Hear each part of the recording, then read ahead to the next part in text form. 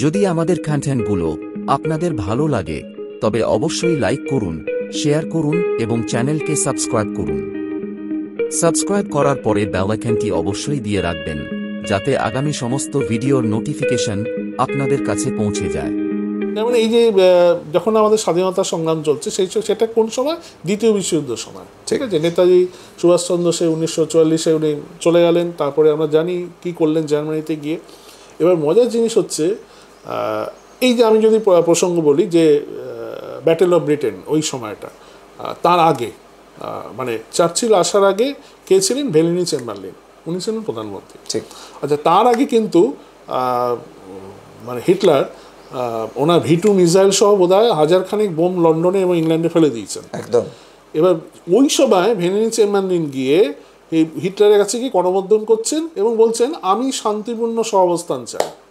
এতে সারা ইংল্যান্ড খেপে গেল, যে কী ব্যাপার, যেই লোকটা বোম মারছে, এ করছে, ধ্বংস হচ্ছে, সে গিয়ে আবার তার সঙ্গে এইসব করছে। তারপরে দেখা গেলো নাটকীয়ভাবে কিছুদিনের মধ্যে উনি চেঞ্জ হয়ে গেলেন। তারপর ওনার জায়গায় চার্চিল আসলেন। এই রহস্যটা কি?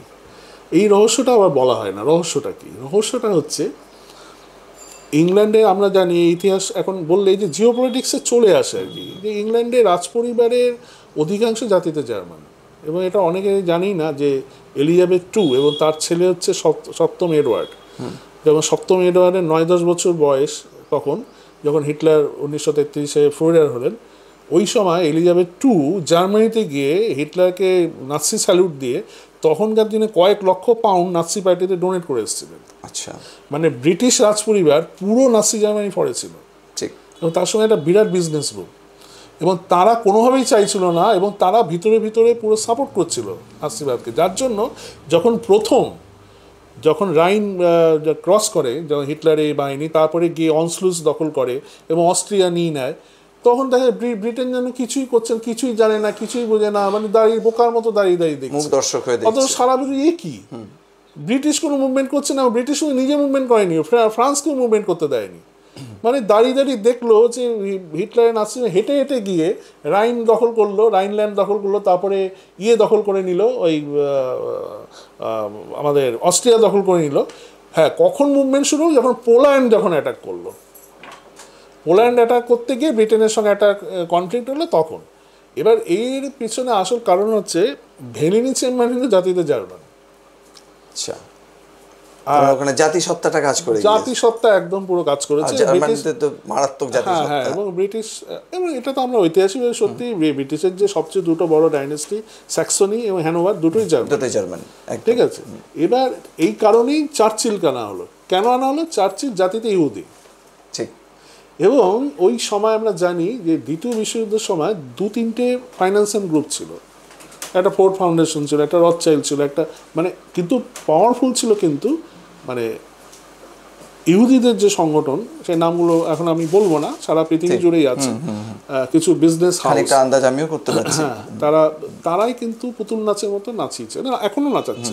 তারা বিগত 250-300 বছর ধরে সারা পৃথিবীটাকে তারাই চালাচ্ছে। এই ব্যাংক অফ আমেরিকা বলুন, বিশ্বব্যাংক বলুন, ন্যাটো বলুন, ইউনাইটেড নেশন বলুন, সবই এই অদৃশ্যভাবে তাদেরই অঙ্গুলি হেলনে হয়। দ্বিতীয় বিশ্বযুদ্ধটাও তারাই চালিয়েছে বলতে গেলে, কারণ তারা বিজনেস করেছে, এটা তাদের ব্যবসা।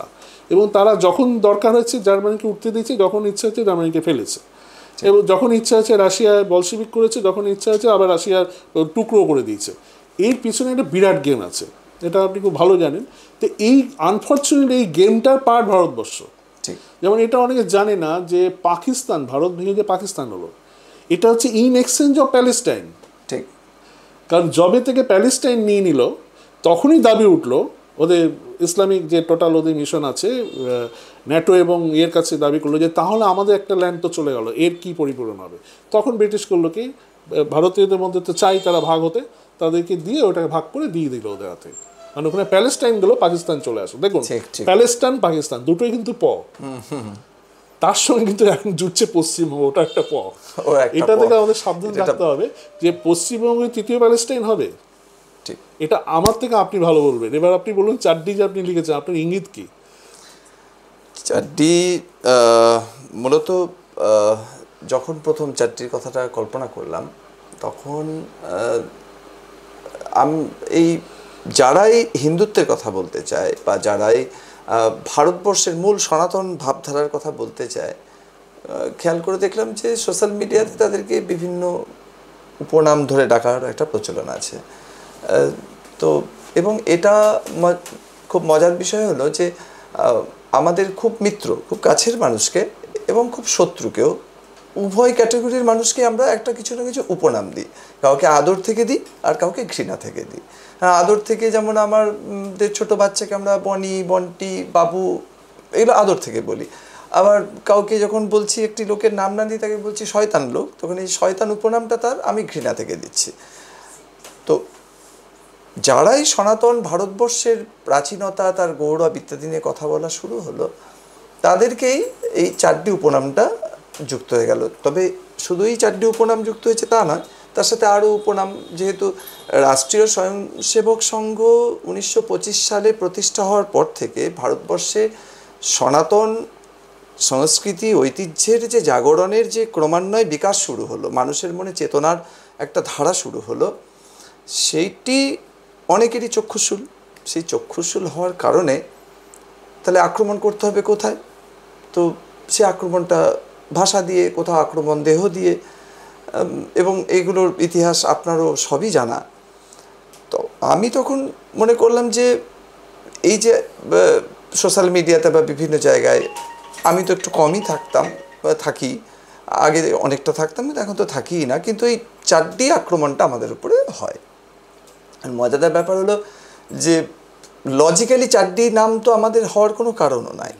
কারণ যাদেরকে মানুষ মনেও করছে যে এরা সংঘের সঙ্গে কোনো ক্রমে যুক্ত, রাষ্ট্রীয় স্বয়ংসেবক সংঘের সঙ্গে, তাদের পোশাক তো 4ডি নয়।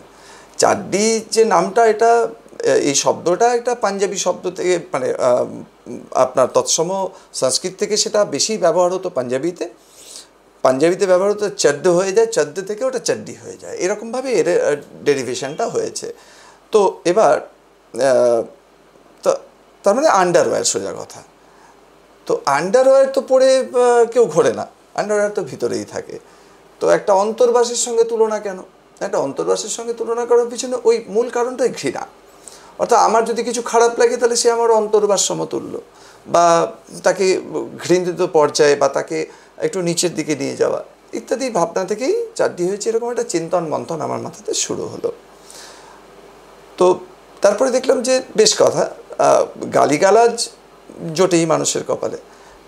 স্বয়ং ভগবান শ্রীকৃষ্ণ যখন কাজ করেছিলেন তার জীবদ্দশাতে, তার নিজেরই পিস্তত ভাই শিশুপাল তাকে অহরহ গালাগালি দিয়ে গেছেন, এবং 100টি গালাগালি শোনার পরেই ভগবান তাকে শিরচ্ছেদ করেছিলেন, তার আগে তো হয়নি। তাই আমি বললাম গালিগালাজ করুক, গালিগালাজ তাদেরই প্রাপ্য যারা কিছু না কিছু করে। তো গালিগালাজ করতে গিয়ে তিনি, কিন্তু যারা গালিগালাজ করছে তাদের জানা উচিত 4ডি কারা। আর আশ্চর্য একটা বিষয় যেটা স্নেহাংশুদা, যেটা আমার কাছে খুব হাস্যকরও লাগে, যে এই গোপালকৃষ্ণ গোখলে একজন, তিনিও তো এক লেভেলের মহামানব, শুধু কংগ্রেস নেতা হিসেবে তো তার পরিচয় নয়। তো তারা তো ভিশনারি, তারা অনেক কিছু দেখতে পেতেন, বুঝতে পারতেন। সেই মানুষটি বললেন যে what Bengal thinks today, India will think tomorrow. তো আজকের পশ্চিমবঙ্গ যা ভাবছে, বঙ্গ, তখন তো পশ্চিমবঙ্গ না, বেঙ্গল, বঙ্গপ্রদেশ, আজকের বাংলা যা ভাবছে, ভারতবর্ষ তা কাল ভাববে। এই কথাটা শুধু একটা সাধারণ কথা না, মানে বাঙালির চিন্তা, চেতনা, মনন কতটা অগ্রসর, কতটা অ্যাডভান্স, আমরা এক যুগ এগিয়েই ছিলাম। সেই বাঙালি, এটা আমার সত্যি ইচ্ছা ছিল আজকে আপনার কাছে আমি জানতাম। তো আমি তো তার একটা ছোটো পার্ট বলছি মাত্র, যে সেই বাঙালির যার চিন্তা চেতনা এইরকম মানে অগ্রগামী চিন্তা ভাবনা, সেই বাঙালির ঘরে ঘরে আজকে তারা বাস্তবিকই, যারা ধরুন 4ডি ইত্যাদি বলছে, তারা কি জানে আদৌ যে বাংলা থেকেই আসলে রাষ্ট্রীয় স্বয়ংসেবক সংঘের মূল সূত্রপাত? তারা কি জানে যে দেখুন, একটা সংগঠন তৈরি হয়, আমি সংগঠনের প্রবক্তা নই এবং আমার সত্যি কোনো অধিকার নেই, কিন্তু যেহেতু আমি গ্রন্থটি লিখেছি, তাই যে ভাবনা থেকে আমি দেখেছি সংগঠনটাকে বা পেয়েছি সেটা বলছি, ইতিহাস থেকে যেভাবে পেয়েছি বা ব্যক্তিগত উপলব্ধি থেকে। যে কোনো সংগঠন, সেটা সামাজিক, রাজনৈতিক, অর্থনৈতিক সংগঠন হোক, বা সারা বিশ্ব জুড়ে যে বিভিন্ন সন্ত্রাসবাদী সংগঠন, প্রত্যেকের একটা আইডিওলজিক্যাল বেস থাকে, একটা আদর্শগত ভাবধারার উপরে ওটা তৈরি হয়। সেটা খারাপ না ভালো, সেটা তো ইতিহাস পরে পর্যালোচনা করবে। এবার আইডিওলজি তো আইডিওলজিটারও তো একটা স্রোত আছে, একটা উৎস আছে, সেই উৎসটা কি সেটা জানতে হবে। এবার ডাক্তারজি, প্রাতঃস্মরণীয় ডাক্তারজিকে যতক্ষণ অবধি না মানুষ জানবেন এবং তার সঙ্গে বাংলার যে সম্পর্ক সেটা জানবে, তিনি বাংলাতে এসেছিলেন কি না, বাংলার থেকে তিনি কিভাবে অনুপ্রাণিত হলেন, তিনি কি মানে অনেকে বলে যে এনারা নাকি কখনোই কোনো স্বাধীনতা সংগ্রামে জড়িত হয়নি, মানে ইতিহাস না পড়লে যা হয় আর কি, বা নিজেদের ইচ্ছা মতো ইতিহাস পড়লে যা হয়। তো সামগ্রিকভাবে ওই জন্য চেষ্টা করেছি গ্রন্থটির মাধ্যমে যে যাদেরকে বলা হচ্ছে তারা কারা। মূলত চারটি আজকে আর কোনো একটা সংগঠনের নাম না, আজকে চারটি সকল সেই হিন্দুকে চারটি বলা হচ্ছে, সিম্বলিক হয়ে গেছে, মানে সকল সেই হিন্দু চারটি, মানে যারা আমাদের চারটি বলে থাকেন। হয়তো দেখা গেল যে মানে খুব মজাদার কথা দাদা, আমি ব্যক্তিগত জীবনে দেখেছি এরকম বহু মানুষকে জানি যে তারা হয়তো অনেক ক্ষেত্রে রাষ্ট্রীয় স্বয়ংসেবক সংঘের বহু কাজের সঙ্গে তারা একমত নন, আমি ব্যক্তিগত অভিজ্ঞতা থেকে বলছি, কিন্তু তাদেরও সোশ্যাল মিডিয়াতে চারটি বলে ডাকা হয়। আচ্ছা, মানে আরও মজাদার, আমরা আমাদের যে পীঠাধীশ আছেন এখন, মানে চার শঙ্করাচার্যের একজন অভিমুক্তেশ্বরানন্দজি মহারাজ, তো তিনি তো বহু ক্ষেত্রেই এই ভাবনা থেকে অনেকটা বিপরীত ভাবনার কথা বলেন, এখন তাকেও চারটি বলা হচ্ছে আজকে। যে মানে অর্থাৎ যে ব্যক্তিরাই কিনা হিন্দু সনাতন সংস্কৃতির কথা বলছে তাদেরকেই চারটি বলা হচ্ছে। অর্থাৎ চারটি শব্দটা এখন আর শুধুমাত্র একটি সংগঠনে পেটেন্টেড উপনাম নয়, এটা সকলকেই বলা হবে যারা এটা করবে। তো এই জন্য আমি প্রথমে ঠিক করলাম যে চারটি কারা এটা ডিফাইন হওয়া উচিত। চারটি মানেই সে তারা সংঘ এরকম নয়, আজকের দিনে স্পেকট্রামটা অনেক বড় হয়ে গেছে, সংঘের সঙ্গে যুক্ত যারা তারাও চারটি, যারা সংঘ নয় কিন্তু হিন্দুত্বের কথা বলে তারাও চারটি। তারপরে ধীরে ধীরে ক্রমান্বয়ে চারটিদের যে সূচনা, অর্থাৎ চারটি তন্ত্রই যদি এরা বলে থাকে চারিদিকে আপনারা চারটি তন্ত্র চালাচ্ছেন, তো চারটি তন্ত্রের সূচনার একটা ইতিহাস আছে, একটা প্রেক্ষাপট আছে। সেই সময়কার ভারতীয় সমাজের যে সমাজ দর্পণ, সেই সময় যারা ছিলেন, যে হিস্টোরিক্যাল ক্যারেক্টারগুলোকে আমরা পাচ্ছি, তারা যে চিন্তন দিয়ে দেশকে নিয়ে যেতে চাইছিলেন বা দেশকে পিছিয়ে নিয়ে যেতে চাইছিলেন, দুটোই হতে পারে, সেটাও বিতর্কের বিষয়। আমার আলাদা দৃষ্টিকোণ থাকতে পারে, আরেকজনের অন্যরকম দৃষ্টিকোণ থাকতে পারে।